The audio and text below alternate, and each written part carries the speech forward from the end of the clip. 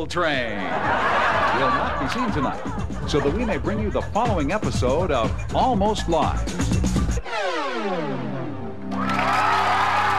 It's Almost Live with Tracy Conway, Bob Nelson, Bill Nye, Bill Stainton, Steve Wilson, and Ed Wyatt, and starring John Keister. And I'm your announcer. And I'm your announcer. And you may have noticed. That tonight's show is coming to you. On a delayed basis. But once your ears get accustomed to it, it'll all sort of blend together, and you'll hardly notice it. And now, here he is. John.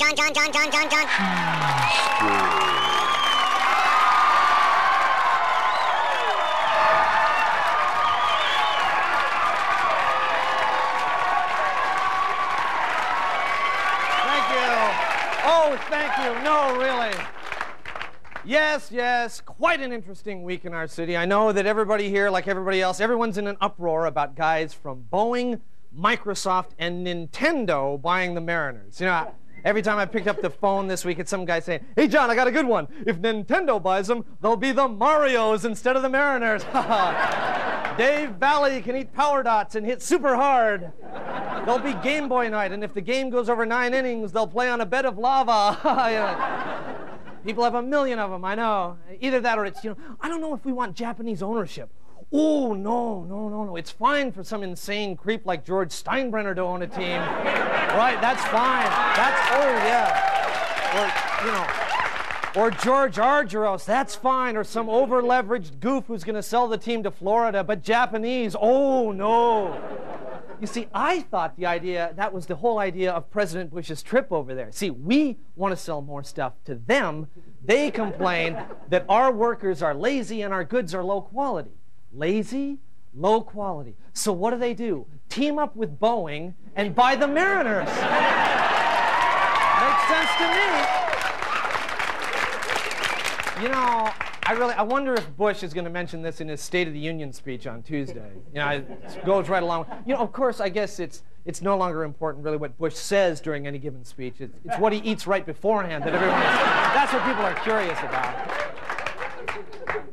But, all this Mariners stuff has really overshadowed the other big sports event happening tomorrow, the Super Bowl. But you have to admit, this one, it really does seem kind of lackluster to us anyway. So we, on the Almost Live staff, decided to come up with some new ways to make the Super Bowl more exciting. For example, have a new rule that whenever one team makes a touchdown, the other team has to remove an article of clothing, which would be good.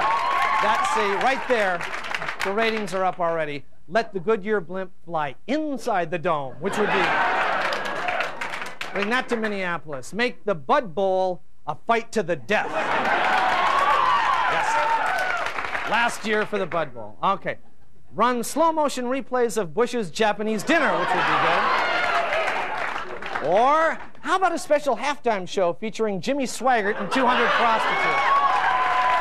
Another popular one. That's what the Almost Live crowd wants, yeah. Or, for example, let Oliver Stone give his version of the game. Perhaps make Democratic presidential candidates return a kickoff, which would be very entertaining.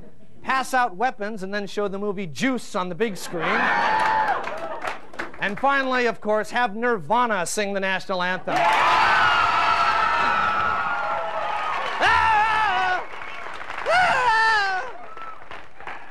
Land of the free and the... All right. Of course, advertising space in the Super Bowl, as you know, is very expensive, so products that are, aiming for a real specialized market, they don't show up there. They show up on shows like this. So please welcome our newest sponsor. What's wrong, Mary? Oh, I don't know, Stephanie. I just don't think I'll ever meet a man. Dating is horrible. You never know what you're getting into. I used to feel the same way, but not anymore. I love dating. I go on dates all the time. And they're always the kind of guy I'm looking for. Really? How? It's easy with the Date of the Month Club. Just look at this ad in our local newspaper. Wow. Yes, it's the Date of the Month Club. Just send in this form today. We'll sign you up for the dates of your life with the kind of guys you're looking for. Take advantage of our introductory offer. You get your first 8 dates for just a penny. Look our exciting ad over carefully and pick your men. We've got any kind you're in the mood for. Just select your style. Heavy metal. Oldie. Dance pop. Jazz. For country and western. That's all I have to do? Boy, that sounds like fun. It is fun. Every month we'll send you a new man. It's just like a record club, only you get guys. Hi, I'm Mary. Oh, yeah. Remember, if you're not satisfied for any reason, Aw, this one skips. it's not a problem. Just return the defective unit in the convenient shipping crate he came in. Start enjoying a better life of dating right away. Send in your membership application coupon today and start having fun with men again. You'll date a new one every month when you open your box from the Date of the Month Club. Join today. All right, stay with us. We've got a great show, and we'll be right back.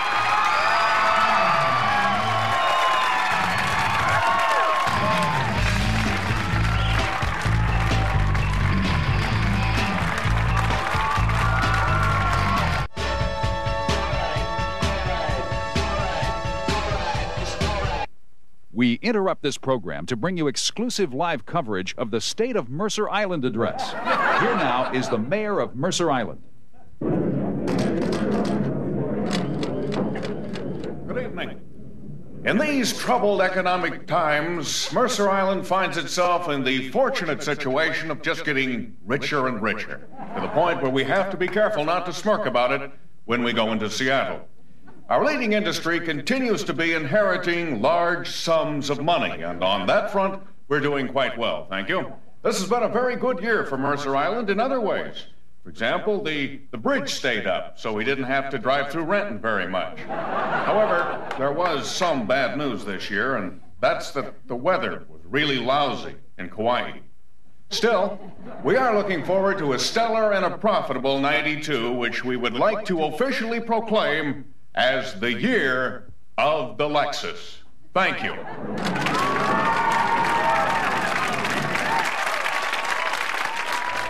Chuck Knox, Jim LeFever, Casey Jones. What do these men have in common? Well, sure, they've all been unceremoniously fired in the last year, but more importantly, they're all graduates or are currently enrolled at the Seattle Pro Coaches Halfway House. This is the finest facility in the West for recently canned coaches. Our center includes a workout room featuring Behring, Ackerley, and Smulyan punching bags, the newly expanded Seattle Supersonics wing, thick walls to protect you from the barbs of Seattle Times columnist Steve Kelly, counselors who really know what they're talking about, since they're all ex-Mariner managers, and intense therapy sessions with players who actually listen and follow your advice. Here at the Halfway House, we can even tackle the tough college coaching cases. Remember former Husky basketball coach Andy Russo, the worst coach in the history of the world? We managed to get him a new job. So give us a call at the Seattle Pro Coaches Halfway House. We've got lots of experience, especially this year.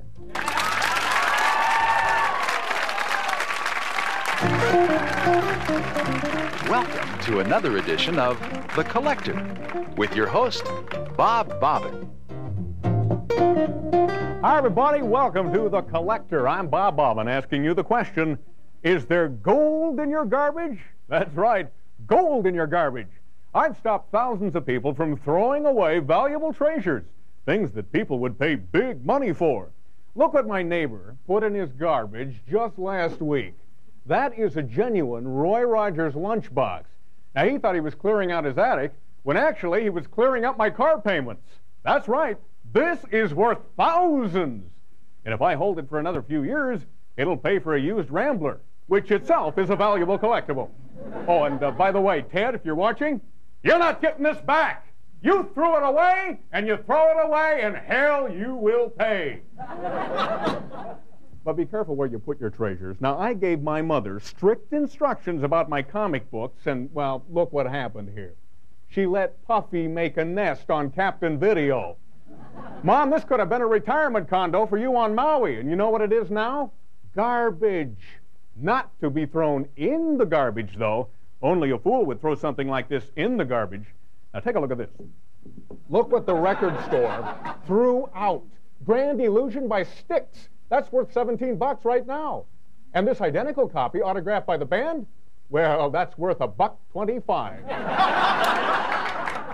I was visiting a friend of mine in L.A. He's a Kleenex collector. I traded in my coin collection for a Kleenex that Julia Roberts' makeup man just threw out. And take a look at this. Julia Roberts' lip print. This could be worth millions someday. Anyway, you know, it pays to save. Now let's see what the bargain hunters in our audience have found.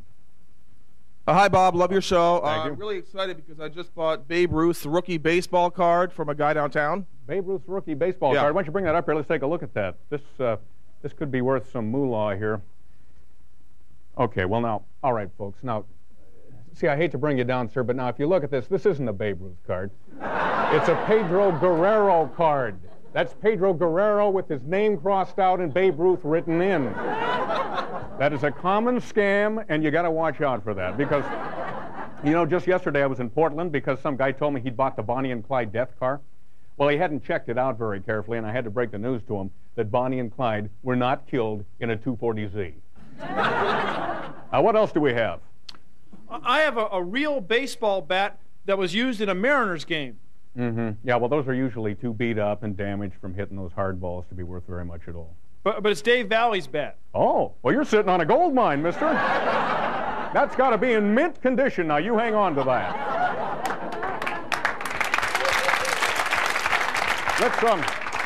Let's bring up our next person here. Yes, young man. Go ahead, please. Hi, I have this candy bar. Yeah, well, what's so special about a candy bar, kid? Well, nothing really. I was just hoping you'd like to maybe buy one to help benefit the Blanchette High School Marching Band. Yeah, why don't you go away, son? Jerk. I think we have time for one more here. Go ahead, ma'am. I was just wondering if this commemorative plate might be worth anything. Holy smokes, are you kidding me? Is it worth anything? Get up here with that. I can't believe it. Where did you find this? I have been looking for one of these. Well, that's not worth a darn thing now, is it? And that's all the time we have on The Collector. Remember, there's gold in your garbage.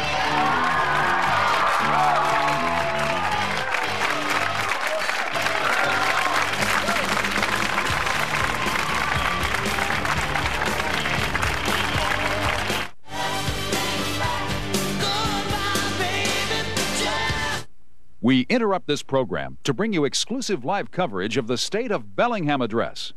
Here now is the mayor of Bellingham, Keith.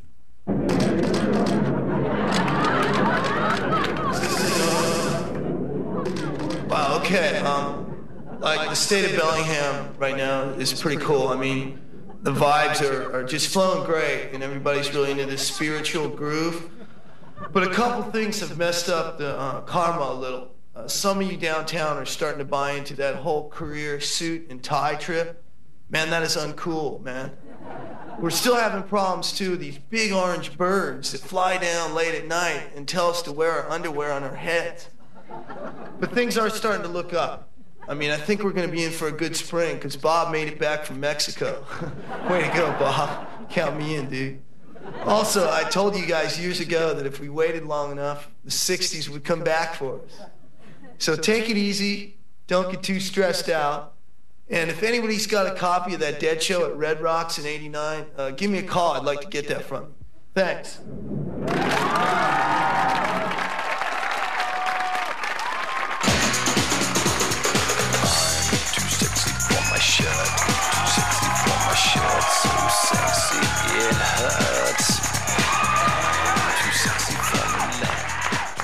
Good evening and welcome to the John Report. I'm John. Here's my report. A Snohomish couple has erected a wall of tires to protect them from a neighbor's target shooting practice. As a sidelight, the mound of tires won them a Snohomish Neighborhood Improvement Award.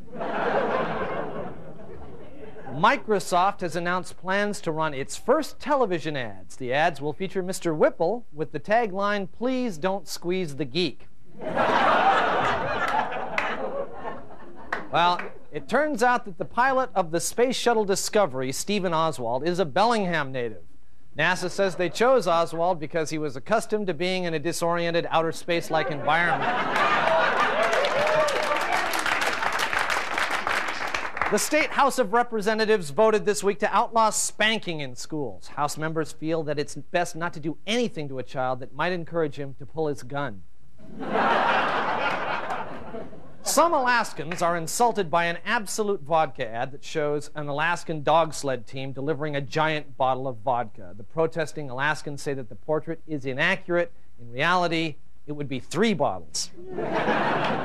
Well, Ferris High School in Spokane plans to use an alcohol breathalyzer test at all future dances. All girls exceeding the legal limit will be asked to dance with guys from the computer club.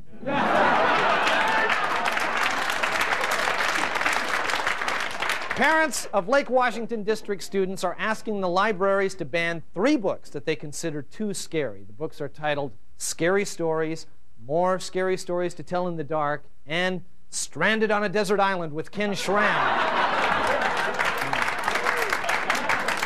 In a related story, the Lake Washington School District will wait until June before deciding whether to distribute condoms to students. School officials are hoping that by then the sun will be shining and students will want to go outside and play instead. Finally, Virgin Airlines of London plans to start booking special baby seats on its flights. Well, this should make air travel much easier for Jeff Smulyan. This has been the John Report. Thank you, and we'll be right back.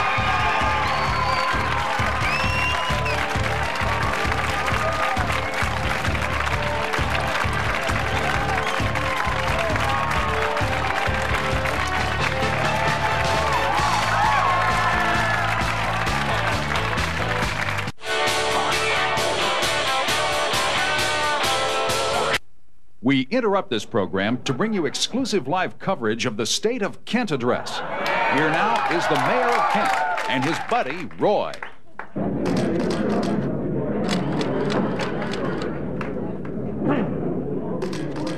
Good evening, friends, Boeing workers, and fellow patrons of the Deja Vu Dance Club. I've been asked to talk about the State of Kent.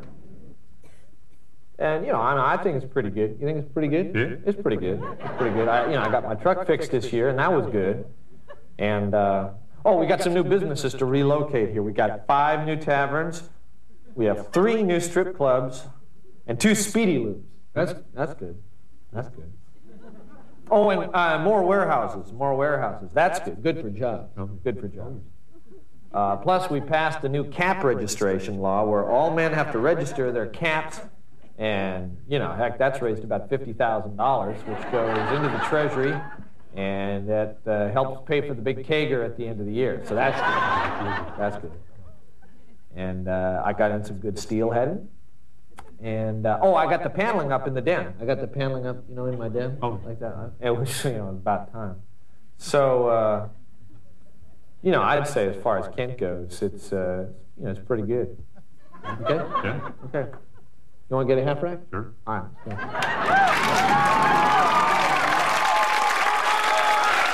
Okay, pretty good, pretty good. Well, thank you so much. Thank you. Thank you. And by that applause, I guess you're registering, you're just validating the type of emotion that means that you had a good time here tonight, right? So, yes, there they are. If you'd like to share in this experience, just there's the number to call. See all those 5s right there? Dial 421 and all those 5s. And, you know, if you're long distance, remember to dial that 206, like they keep telling us, and all that sort of stuff. And then you can get tickets to come see us. So we want you to do that. And next week, as a matter of fact, you might want to hurry up and get tickets, although they're probably all sold out. But we're going to have the return of the famous Billy Kwan next week. He's going to do some, I assure you, he's going to just do some awful things to me. So enjoy the Super Bowl tomorrow, and I guess we'll see you next week. So bye-bye. Promotional consideration for Almost Live provided by Pizzeria Pagliacci, featuring traditional and gourmet pizza by the slice. Pizzeria Pagliacci, rated Seattle's best pizza.